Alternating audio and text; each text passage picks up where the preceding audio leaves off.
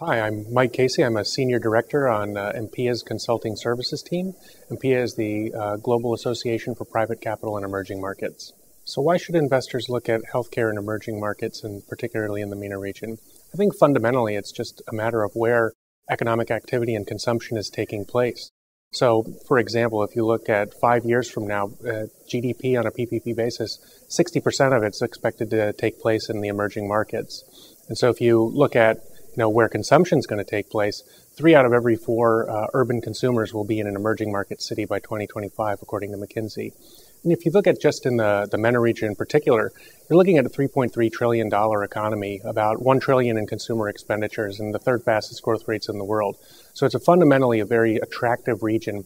And if you're looking at the Gulf in particular, consumption expenditures are quite high, and per capita incomes are higher than OECD and world averages. So it's a quite robust market, and there's ample opportunity to broaden access to the healthcare opportunity set.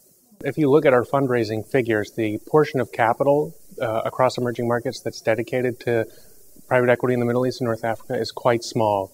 And so even in our LP surveys, the Middle East and North Africa tends to rank toward the bottom. So there is this perception of risk and the perception of managers in the region that LPs haven't quite found the urge to capitalize upon it. But that does create opportunities for GPs that are able to demonstrate that they're top quartile managers and can perform, that they can offer LPs access to some unique opportunities that aren't available in elsewhere in the world.